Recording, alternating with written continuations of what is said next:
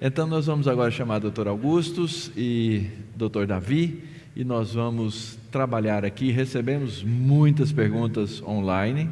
Vou pedir para o pessoal projetar de novo o telefone para o auditório também ter a oportunidade de fazer mais algumas perguntas.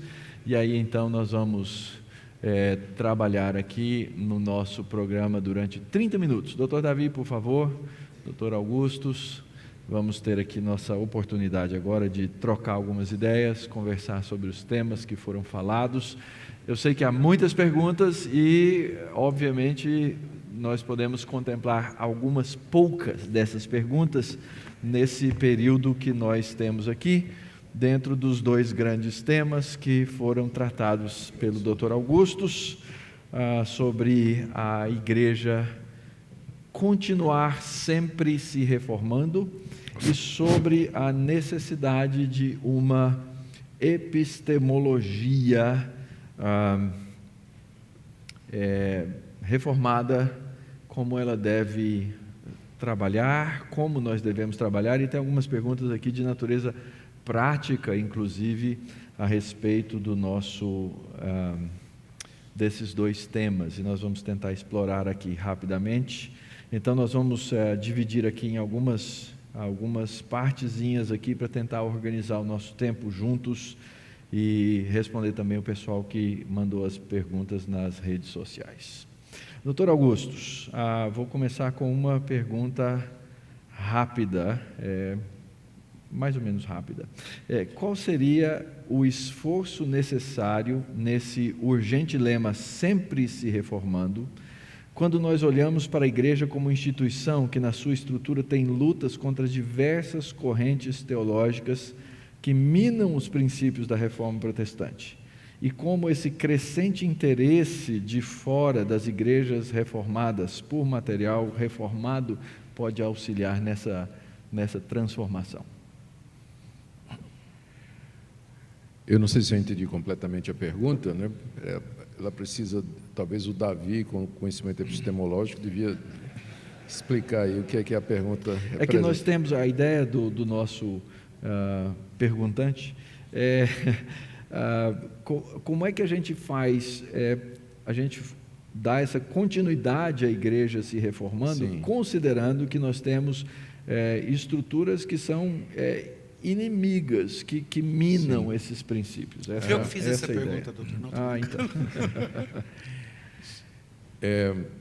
A igreja tem que estar pronta para identificar aquilo na sua própria estrutura e também no que vem de fora dela e que não está de acordo com a palavra de Deus. E tomar essa decisão nem sempre fácil de ficar com o que a Escritura diz, mesmo que isso traga alguns sacrifícios. Há um grande desafio para a igreja reformada dos nossos dias, aqui no Sul Global, de permanecer fiel quando ela é minoritária e ao crescimento gigantesco desses movimentos que eu falei, e que trazem ideias que são bastante antagônicas ao pensamento da igreja. Então, eu ainda penso que o ensino bíblico, e não somente o ensino da pregação expositiva e o ensino bíblico, mas posturas naquelas áreas que os reformadores identificaram como sendo marcadores de pureza, sacramentos e disciplina. Se a igreja fizer essas três coisas corretamente e aderir para elas, ela vai ter condição de enfrentar esse tipo de coisa. Como instituição, a gente tem que lembrar que tem elementos da instituição que são bastante culturais e que estão relacionados a uma época e que eles não é que eles não são bíblicos, mas a Bíblia é indiferente com relação a eles, não é? Tem muita coisa que é deixada à sabedoria da própria igreja decidir, e claro, observando os princípios da palavra de Deus, no que diz respeito ao seu funcionamento aqui. A gente tem que estar pronto a abrir mão de coisas, estruturas que funcionaram há 50 anos atrás e que hoje não funciona mais. Há uma confusão entre o que seria a fé e as estruturas que nós montamos em torno da fé. Seria isso? Doutor Davi, comentários? Eu concordo, é claro. Eu acho que às vezes a gente lida com a tradição da gente de uma forma esquisita. Aquilo que é a nossa confissão de fé, enquanto mantivermos, nós estamos dizendo que é o que a Bíblia fala, né? Então, quando a gente reafirma, no caso da Igreja Presbiteriana, que a nossa teologia, a nossa compreensão é parte do nosso voto de ordenação, que a Confissão de Fé de Westminster e os seus catecismos representam a fiel exposição do sistema de doutrina das Sagradas Escrituras. Então, aí é uma questão de doutrina. Agora, a nossa tradição, a gente sempre tem um relacionamento com ela que é misto. Às vezes a gente quer rejeitar a tradição, porque a gente acha que a tradição é uma canga, uma carga que a gente carrega. E às vezes a gente quer se prender a ela. Então a gente faz declarações como, por exemplo, em vez de pensar isso é bíblico ou não é, isso coaduna com a nossa confissão de fé ou não, a gente fala, isso não é presbiteriano, ou isso não é da nossa tradição, que não é uma grande justificativa, também não é irrelevante. Eu gosto de usar a seguinte metáfora: a nossa tradição é um solo no qual nós estamos arraigados. Nós crescemos dela, viemos dela, bebemos, tiramos nutrientes desse solo, portanto, desprezar esse solo e querer arrancar a nossa árvore desse solo é ficar desterrado. Mas ela é um solo no qual estamos plantados. E a gente cresce, produz fruto, esse fruto vai lá virar adubo para melhorar esse solo mais ainda. Então, num sentido, tentar arrancar essa árvore do solo é perder o solo no qual estamos. Agora, muita gente quer viver debaixo da sua tradição, mas se você estiver debaixo do solo, em vez de plantado nela com raízes, você estiver debaixo, você está o quê? Está enterrado, está num túmulo. Aí a sua tradição virou a terra que te cobre e que te mantém ali debaixo da terra. Então, eu amo a nossa tradição, a nossa teologia é mais do que a nossa tradição, se bem que ela inclui parte, está inclusa e inclui parte da tradição, mas aquilo que não é parte do sistema de doutrina das Sagradas Escrituras, eu acho que a gente deve, com o bom senso de quem nunca despreza o solo no qual está, sentir que nós temos a liberdade para ter braços que alcançam o céu. Okay. Uma pergunta para os dois comentários, uma questão. Nós vemos muitos pregadores contemporâneos, bíblicos, até expositores da Bíblia, nós vamos ouvi-los e a gente reconhece ali a exposição bíblica, só que chega um momento dessa exposição bíblica em que esse indivíduo, em que nós todos temos essa tendência a falar da maneira como nós praticamos aquela doutrina ou aquele princípio. E aí essas coisas começam a se particularizar, e aí aquilo que é particular nessa prática desse indivíduo, que foi derivado da doutrina, os ouvintes tendem a entender e a ouvir aquilo como se fosse doutrina. A minha pergunta para os dois é: que conselho vocês dariam nesse processo de continuarmos reformando a igreja, de desenvolver uma epistemologia apropriada no nosso século, para que esses pregadores, e principalmente os novos pregadores reformados, diz que todo novo reformado tem um período que ele precisa ser posto numa jaula, né? Que ele fica perigoso. Que conselho vocês dariam para esses pregadores com relação a essa distinção entre, na própria pregação, entre o momento em que termina a doutrina e aí vem a aplicação dessa doutrina na vida do povo, da congregação, na vida pessoal? Certo. Aqui a gente tem que fazer uma distinção que é muito importante, que é entre o sentido do texto e o seu significado. O sentido de um texto, de acordo com a nossa hermenêutica reformada, ele é único e ele coincide com a intenção de Deus que inspirou o autor. Então, faz parte da tarefa do pregador, do que está ensinando, primeiro descobrir esse sentido. E para isso ele vai usar as ferramentas da hermenêutica, vai usar as ferramentas da exegese, que em boa parte, na maior parte, é simplesmente a aplicação de princípios de leitura e interpretação de qualquer texto. E uma vez que ele adquiriu aquele sentido original, o sentido pretendido pelo autor humano, guiado pelo Espírito Santo, ele tem que ver o significado. O significado seria de que forma aquele sentido ele se aplica à situação contemporânea e que é diferente da situação original em que ele foi produzido. Então, sentido só existe um, mas significados vários. Qual o sentido de o Senhor é meu pastor, nada me faltará? É um só tem um sentido. Deus cuida de mim como um pastor cuida de suas ovelhas. Mas aquilo pode ter diferentes significados para mim. Por exemplo, quando eu estou doente e eu leio aquele salmo, ele tem um significado para mim. Quando eu estou passando uma crise financeira, leio aquele salmo, ele tem outro significado para mim. Ou quando eu estou enfrentando qualquer outra circunstância difícil na vida. Um sentido, muitos significados. Os significados, então, diferentemente do sentido, eles têm aplicações diversas, são circunstanciais, estão muito ligados ao contexto e à vida do pregador.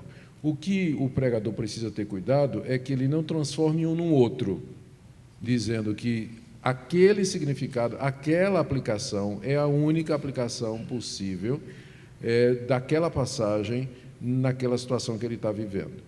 Então, é preciso fazer essa distinção, e o pregador ele tem que ser honesto o suficiente para não trazer significados que não podem ser derivados do sentido. Você não pode entender que um texto está falando de batismo infantil e fazer uma aplicação sobre dízimo. Não? Não. Eu pensei que era praticamente a mesma coisa. Toda aplicação, ela tem que ser... Eu já vi Davi fazer isso. Foi, eu também. Toda aplicação, ela tem que ser... Todo o significado tem que ser derivado do sentido. Então, uma vez que eu entendi o texto, ele tem vários significados, mas é um número limitado. Eu não posso extrapolar e fazer aplicações que não podem ser justificadas a partir do texto. Então, esse é o problema de muitos pregadores que acabam, então, usando o texto de uma forma errada no final. Até pode fazer uma boa exegese, mas se perde na hora da aplicação. Doutor Davi, eu quero dizer que eu estou sendo ameaçado aqui por causa da piadinha que eu fiz, então eu preciso me redimir. Mas a ameaça é telepática, viu? Sim. Não foi por ele, não. Foi a Adriana mesmo ali, ó. Eu vi. Ela mandou um WhatsApp dizendo que... Dá problema. Só a Adriana, hein? Que amigos marotos, ninguém mais, só ela. Ninguém, só ela. A esposa é assim mesmo. Eu acho que, às vezes, a minha vontade com quem acaba de descobrir a fé reformada e tudo, o grande dilema ou com quem acabou de começar um ministério como pastor e está encantado com as doutrinas da graça e tudo, o grande dilema para mim é que, em parte, eu quero encorajar isso ao máximo, mas de vez em quando dá vontade de falar menos. Calma, espera aí. Não menos fé, não menos reformado, menos autoconfiança, menos certeza de que está certo. Eu terminei minha palestra falando, meu verso favorito é: Deus é verdadeiro. Nós falseamos a verdade quando pronunciamos a ela. O pecado que habita em nós é para ser levado a sério.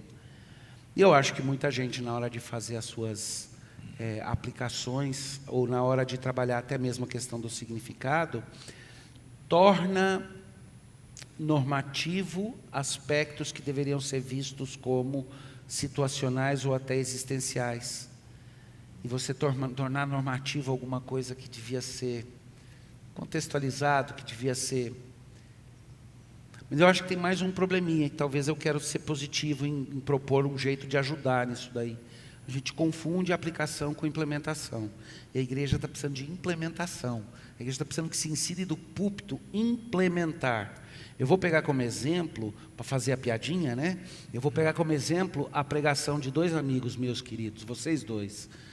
Ela é uma pregação que é recebida com muito carinho pelas pessoas, talvez, e acreditem, eu já analisei vocês faz tempo, viu? É a vingança. Talvez porque ela não para na aplicação.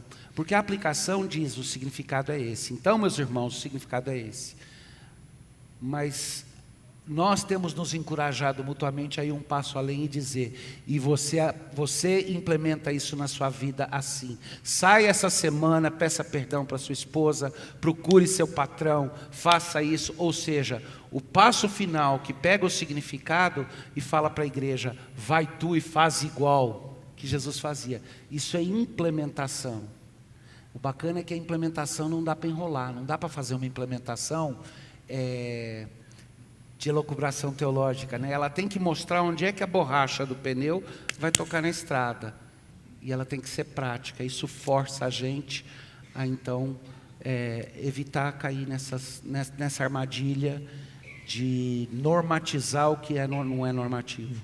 Em meu favor, quero dizer que nas minhas pregações, o último slide eu uso sempre o PowerPoint, que deve ser um pecado usar PowerPoint para pregar, para alguns o último slide ele tem o nome O que fazer. Exatamente. E se eu não tiver o que colocar nesse slide, eu tenho que colocar o sermão de lado e esperar outra hora. E o Augusto faz isso instintivamente, ele chega no fim do sermão dele e faz. Ele fez até slides. com a palestra, sem Slides. Ele acha que é Mas pecado. isso é por causa do cargo eclesiástico que o senhor ocupa. Isso, pronto. Muito bem. Doutor Davi, no credo epistemológico, nós aprendemos várias coisas aqui no processo, no desenvolvimento, mas, e o senhor abordou essa questão na história com Lutero, como isso aconteceu, mas chegou aqui a pergunta, duas perguntas que eu quero dar continuidade aqui nessa questão. Primeiro, dar uma palhinha sobre o quanto nós podemos afirmar que a queda afetou a razão humana. Se você acredita que a razão humana é formal, se você tem uma visão formal da razão, ela é lógica, e ela é lógica formal, o conteúdo não afeta o processo. Você tem uma ideia fraca do que é a razão humana, infelizmente, porque se ela for só formal, tem uma série de implicações. Por exemplo, só aquilo que é axiomatizado, que é verdadeiro. Aí você mata a arte, mata a riqueza da vida, um monte de coisa. Mas se você tiver uma visão que não seja de que o saber é só formal, então você vai entender que o conteúdo do saber,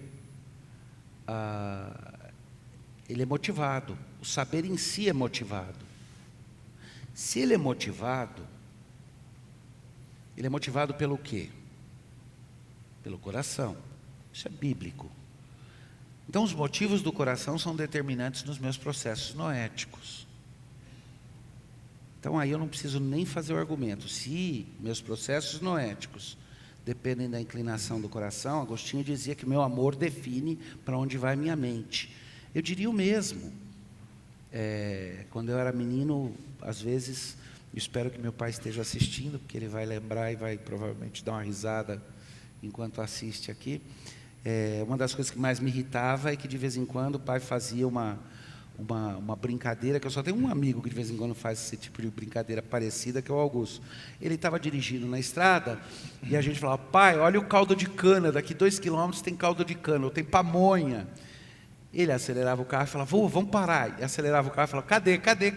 E passava direto, olhando para o outro lado, falando: cadê? Não vi, passou. E passava, cara. E eu ficava furioso. É bullying. Maldade, né? Augusto faz isso com milho assado. Cadê? E passa. A mente da gente funciona assim. Sabe por que o incrédulo não acha Deus? Sabe por que o ateu não acha Deus? Pela mesma razão que o bandido não consegue achar o policial. Ele está fugindo dele, cara. Então, se a queda afetou de forma radical todo o nosso ser, na mente, ele não fez com que os algoritmos parassem de funcionar direito ou que a programação quebrasse. Ele fez com que a minha mente passasse a ser defeituosa, porque a minha mente nunca age à parte da minha vontade, das minhas emoções, e o conluio dos três, sem uma ação do Espírito Santo, é fugir de Deus. O conluio dos três é dizer: cadê? Eu não vi, está vendo? Falei para você que Deus não existia, eu não vi, mas Ele está aqui, eu estou virando as costas. Bom, se eu puder dar uma palhinha aqui, Davi.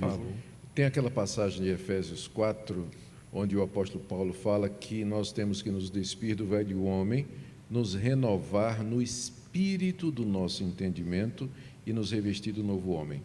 Então, ele fala da renovação do espírito do nosso entendimento ou da nossa mente, do nous, que está ali.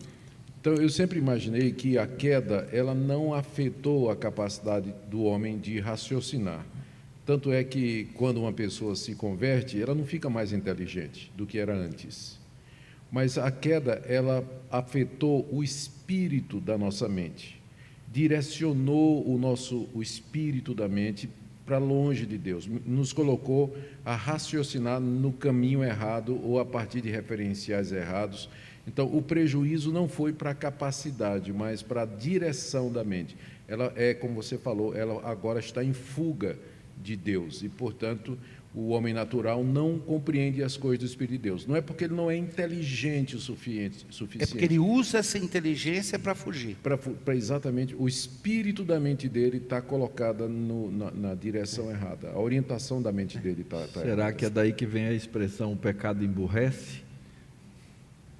Se for nesse sentido, sentido, sim. né? Não é? Não Quer que dizer, o cara é menos inteligente. menos capaz, mas parece que ele torna-se Agora, cego para ele uma não vê determinada determinadas realidade. coisas. Mas eu tenho visto Igual que aquele em cara, termos- igual aquele cara que estava traindo a mulher e foi para o motel e pagou com o cartão de crédito da mulher. É burro. Então, mas eu ia falar isso daí. Olha, eu não sei bem. Ó, eu acho que o incrédulo emburrece no sentido de que ele não consegue ver Deus. Mas eu acho que o incrédulo, quando faz isso, vai para o motel, quando faz esse tipo de coisa, ele não fica necessariamente burro. Mas uma coisa eu tenho certeza e dou graças a Deus pela misericórdia dele. Quando o crente resolve agir no pecado, ele fica burro e faz essas, graças a Deus, essas coisas. Que acho que é Deus na sua misericórdia fazendo com que a gente sofra a disciplina. Gente, vocês não sabem o tipo de bullying que a gente sofre quando está aqui, viu? Alguém me escreveu aqui dizendo, olha, pregador que usa PowerPoint é Nutella. É falta de respeito. Não pode uma coisa dessa.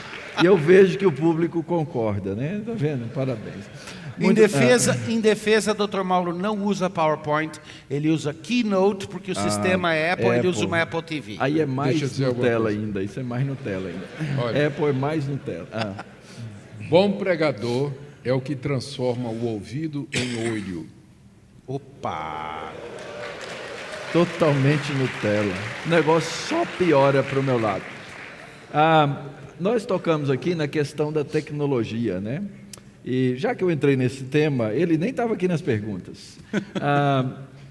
Eu estou lendo um livro que fala como a tecnologia transforma o homem. Nós temos a noção de que tecnologia é neutra. Não é. E tecnologia não é neutra. Eu tenho Facebook, eu posso usar para o bem e para o mal, não muda. Não, a tecnologia muda o homem.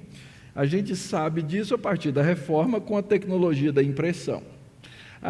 Algumas pessoas nessa área acabam criticando, dizendo, mas você põe o texto bíblico lá na frente e as pessoas param de levar a Bíblia para a igreja. Aliás, ontem eu vi um comentário da nossa transmissão dizendo, aí o pessoal não usa Bíblia, né? Usa telefone, usa iPad, não sei o quê. Mas o autor desse livro me chamou a atenção para algo muito interessante. A partir do momento em que eu comecei a projetar o texto bíblico no culto público, e o povo começou a ler junto, na verdade, eu comecei a trazer a igreja para uma tradição muito antiga. Porque a Bíblia na mão do povo passou a Mais existir recente. a partir de quando? Depois da imprensa. De 500 anos. Não, e nem isso, 200 anos atrás. 200 porque o anos preço ainda atrás, era com a muito sociedade caro bíblica, antigamente o povo de Deus lia a Bíblia, era por voz, eles sentavam, alguém lia, provavelmente no tempo do judaísmo, alguém olhava assim, lá vai aquele rabino com o rolo dele debaixo do braço, é um presunçoso, né? Como se quem usasse a tecnologia hoje usasse como presunção. O que vocês pensam a respeito desse novo momento do uso da tecnologia para o avanço da teologia? Eu quero evitar a teologia reformada, mas usar o que Augusto disse, eu não tenho que ficar aqui falando de reforma, eu tenho que ficar aqui falando da Bíblia, para o avanço da fé, que para mim é a do mesma coisa. Evangelho. Bom, eu também acho, mas eu posso usar nomes diferentes, ou nome original, né? Qual a percepção de vocês dentro disso aí? Nós temos pouquíssimos minutos para encerrar. Eu creio que a tecnologia tem a ver com o controle. O uso que o homem primeiro usa a ciência para descobrir como a natureza funciona, e uma vez que ele se apropriou desses princípios, ele utiliza para o seu benefício. Então, a tecnologia tem a ver com o controle da natureza. A natureza não tem nenhum sentido até que receba esse sentido do controle que o homem lhe dá. Isso aí é uma expressão, eu não sei se é de Marx ou de alguém que está mais dentro da área de comunicação, McLuhan, não sei direitinho. É o Jacques Ellul mesmo. Ou Jacques Ellul, né? Jacques Ellul, que disse isso aí. Então, eu creio que tecnologia entendida como o controle dos princípios e leis da natureza, que tem a ver particularmente com a questão da transmissão, manutenção de conceitos e de informações, ele deve ser usado amplamente pela igreja como uma dádiva de Deus. É claro que toda bênção, né, se por um lado toda coisa boa que Deus nos dá, o pecado faz com que ele tenha o seu lado negativo. A gente sabe o mau uso que a tecnologia pode receber das pessoas, mas eu sou a favor do uso correto da tecnologia, tanto na expansão do Evangelho, quanto em projetos para a edificação da igreja. Um pequeno exemplo, aplicativos. A minha igreja tem um aplicativo, fizemos há pouco tempo, tem um aplicativo que facilita, tem todos os sermões, tem horários, tem o que você imaginar de benefício que você pode ter, que a tecnologia pode trazer, está no aplicativo que você baixa no seu celular. Os membros da igreja podem ter isso, hoje é muito fácil. Você pega, por exemplo, um site como o Voltemos ao Evangelho, não é? Que tem quase 1 milhão de seguidores e que é uma fonte fantástica de conhecimento, de informação, de material. O próprio Andrew Jumper, né, que tem cursos de EAD, à distância, alcançando e abençoando gente que está distante, que nunca poderia fazer uma pós-graduação. Ou seja, a tecnologia tem usos, eu estou dizendo aí, em pensar, a gente está começando a ver os usos da tecnologia no dia de hoje. Isso eu sou totalmente favorável. Falando em Andrew Jumper, nosso processo seletivo está aberto, viu, gente? Nossos professores estão aqui, horário comercial, nós não podemos perder esse momento, né? E nós estamos aí esperando muitos novos alunos para os nossos cursos. Tem gente que não sabe como funciona, eu vou explicar para você que está aqui, que já tem um curso superior, tá? Você vem a São Paulo fazer um módulo de estudos. Aqui estão 2 professores que passam 30 horas com você durante uma semana na sala de aula, ok? Depois você volta para sua casa e continua a fazer suas pesquisas até concluir um determinado módulo de estudos. Isso é importante comunicar para as pessoas. Doutor Davi. Primeiro eu quero dizer que quem fala que projetar o sermão é Nutella e tudo, que nem a turminha aí toda aplaudiu. O pessoal aqui... É o seguinte, Nutella é a igreja que passa os cânticos e vai cantar num PowerPoint. É verdade. Aí pegou, né? Pegou, né? Rapaz, eu acho que qualquer recurso que Deus me deu, que é lícito, eu posso usar, eu devo ser sábio no usar, fazer escolhas. Eu, às vezes, pelo meu método de ensino, porque ele é um pouco mais de uma criatividade caótica e daí tentar chegar e amarrar todas as pontas, eu nem sempre uso, nem sempre gosto, mas eu acho que para quem tem um processo mais axiomatizado e mais cartesiano, é muito válido, muito útil. Eu acho que qualquer recurso que eu puder usar com sabedoria.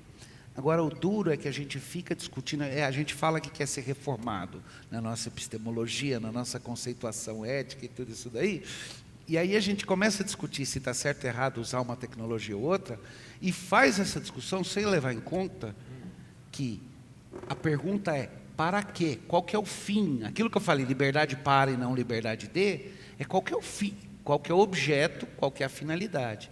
Então, se a finalidade é pregar a palavra de uma forma que leve os crentes a, no final, saber o que fazer, seu slide final, o que vai definir é a finalidade. Vamos dizer assim, o que vai, no final das contas, estabelecer o parâmetro, isso não é relativismo, mas o que vai estabelecer o parâmetro é onde você está querendo chegar. A minha preocupação principal, ela não está na performance, ela está no objeto. E o objeto final, qual que é? O objeto, eu quero ver corações apaixonados pela palavra, pelo pensamento que enaltece a palavra, pessoas que querem ter a mente submissa a Cristo. Agora, o bom senso vai ter que reinar, porque às vezes você perturba outros objetos ou objetivos se usar certas coisas na hora errada, né? Isso. Posso dizer mais alguma coisa sobre isso, Pode, doutor? encerradura. Pensando no uso da tecnologia, como ela tem esses dois aspectos, né? Eu penso, por exemplo, nas transmissões ao vivo que a gente faz dos nossos cultos.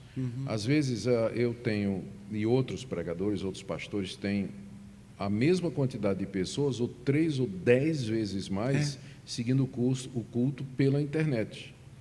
Então, isso é bom se está abençoando uma pessoa que não pode se congregar, porque na cidade dele não tem igreja, ou as igrejas que tem são aquelas igrejas completamente deformadas. Ou ele está subnutrido. Ou a pessoa está doente, ou impedida, o marido não deixa ir para a igreja, não gosta. Então, nesse sentido, a tecnologia abençoa. Mas essa mesma bênção, ela acaba contribuindo para o crescimento dos desigrejados, que para mim está muito errado. O pessoal que, tendo condições de congregar, tendo oportunidade de se congregar, ele prefere ficar em casa e desenvolver a vida cristã e se alimentar através de sermões no YouTube, de publicações nas redes sociais e tudo mais, quando ele deveria estar participando na comunhão dos santos, para ser ministrado ali, para ser confrontado olho no olho, participar da vida da comunidade, onde Deus promove de fato o crescimento. Então, a mesma tecnologia que abençoa, ela também tem esse downside, né? Esse outro lado aí que a gente precisa ter muito cuidado. Ok. Só para encerrar sobre esse assunto todo do Nutella, a última mensagem que recebi aqui é que quem usa Keynote é Nutella Gourmet. Então, melhorou a situação, né? Doutor Augustus, hoje à tarde, eu estou falando isso aqui de bate-pronto, eu posso assustar ele. O senhor vai estar conosco hoje à noite? É por uma razão simples. O Dr. Michael Horton vai estar assinando os livros, assinando os livros aqui às 6h30. Se ele me der eu venho. Às 6h30.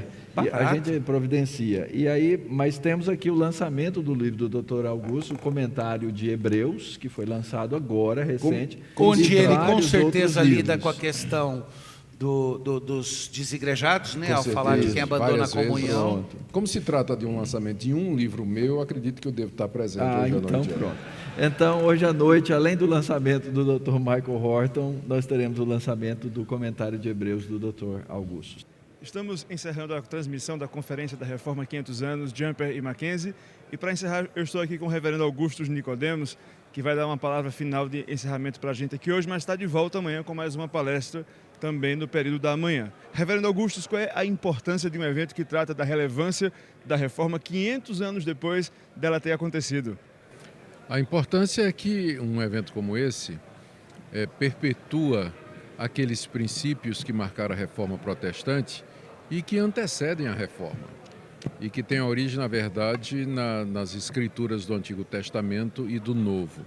Embora a Reforma tenha sido um momento histórico de muita importância, ela representa algo muito anterior a ela. Tanto é que todos os reformadores eram capazes de apontar para teólogos e pastores e pais da igreja ilustres antes deles que tinham o mesmo pensamento. Então, para nós, rememorar os 500 anos da Reforma na verdade, rememorar aquelas grandes doutrinas que a gente chama de doutrinas da graça e que sempre marcaram o cristianismo histórico, que é a glória pertencente somente a Deus, a suficiência de Cristo, a exclusividade da fé e da graça na salvação e a necessidade de reforma permanente e constante de acordo com a palavra de Deus. Então, esse é o valor de um evento como esse. Agradeço muito o seu tempo, a sua atenção. Eu sei que você está muito ocupado. Amanhã acho que nós nos encontramos aqui mais uma vez. Muito obrigado, reverendo. Bom dia para o senhor. Nós vamos encerrar aqui, mas antes de encerrar, eu queria passar para você que está em casa acompanhando a transmissão o resultado do nosso sorteio, que foi feito aí online. Então, atenção para os 5 ganhadores que vão levar os livros escritos pelo Dr. Michael Horton, né? Então, nós temos aqui o Jonathan Eduardo, Gilma Guimarães, Ayrton Silva, Bruno Cristofoletti, eu acho que é esse o sobrenome dele, Ventura, e Sérgio Silva. Vocês são os 5 ganhadores da promoção que nós estamos dando aí os livros do Michael Horton. Jonathan Eduardo, Gilma Guimarães, Ayrton Silva, Bruno Ventura e Sérgio Silva, tá bom? Então vocês vão ser contactados aí pela nossa secretaria via e-mail. Atenção para o seu e-mail, lembrando que são 5 contatos, passou disso você perde a chance de receber o livro aí na sua casa totalmente grátis, tá bom? Se você está gostando da transmissão, não deixa de voltar aqui às 4 horas da tarde, às 16 horas, quando nós vamos transmitir o programa Teologia para Amadores. Se você tem perguntas, comentários, sugestões, participe aí do nosso chat online. Quem vai estar com a gente aqui às 4 da tarde vai ser o Vinícius Pimentel, do blog Voltemos ao Evangelho, vai participar aqui conosco e nós esperamos que você participe também. 4 da tarde nos encontramos aqui no canal da TV Mackenzie, transmitido pelo Under Jumper e também pela rádio IPB TV. Tá bom? Fica com Deus.